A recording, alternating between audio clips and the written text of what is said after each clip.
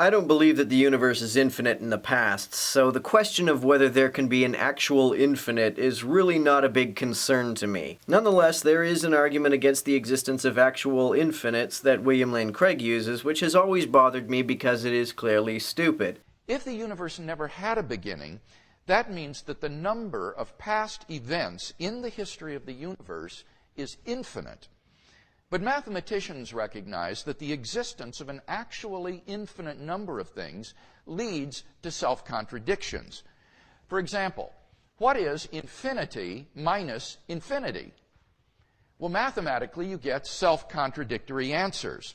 No, you don't. Craig thinks this is the case because sometimes when you subtract infinity from infinity you get zero, and sometimes you can get other quantities. Craig thinks this is a contradiction, but it isn't, because as Georg Cantor tells us and John Green reminds us, some infinities are bigger than other infinities. When you subtract infinity from an equal infinity, you get zero. If you subtract infinity from an infinity of a different value, you will get a number that is not zero, the value of which depends on what the difference between the infinities happens to be. You can get different answers when you subtract infinity from infinity because you can have different values of infinity. Saying that the equations infinity minus infinity equals 0 and infinity minus infinity equals 5 are contradictory makes about as much sense as saying that the equations 2 plus 2 equals 4 and 3 plus 3 equals 6 are contradictory. See Counter Apologist's video that goes into greater detail about this, link in the description.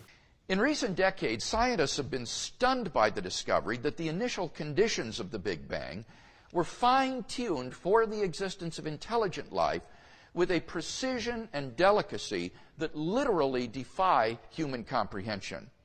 This fine-tuning is of two sorts.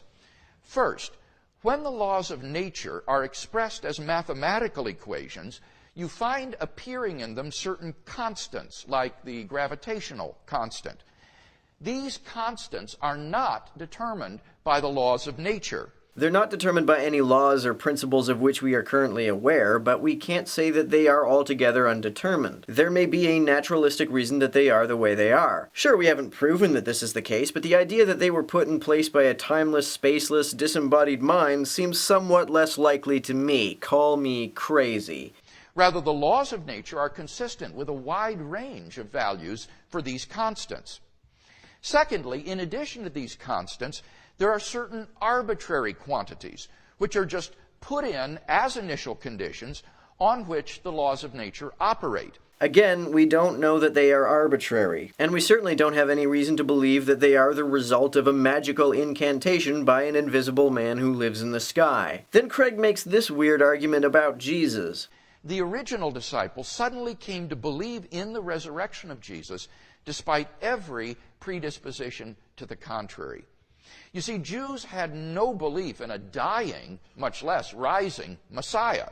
And Jewish beliefs about the afterlife prohibited anyone's rising from the dead prior to the general resurrection at the end of the world. So you're saying that the Jews are right when they say that Jesus is not the Messiah prophesied by the Old Testament? And here's more nonsense about Jesus' resurrection. Attempts to explain away these three great facts, like the disciples stole the body or Jesus wasn't really dead, have been universally rejected by contemporary scholarship.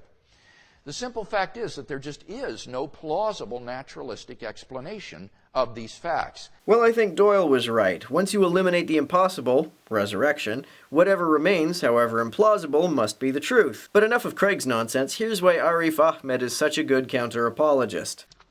Well, let me quote you a passage from a book of Dr. Craig's. This book is called Reasonable Faith, and the passage I'm quoting is from page 37.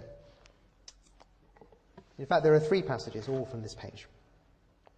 The first one says, "As long as reason is minister of the Christian faith, Christians should adhere to it." Now, minister in this context means servant. So what Dr. Craig is saying is that Christians should believe their reason just so long as it serves the end of the Christian faith. And that, as I've pointed out before, is why William Lane Craig is a terrible philosopher.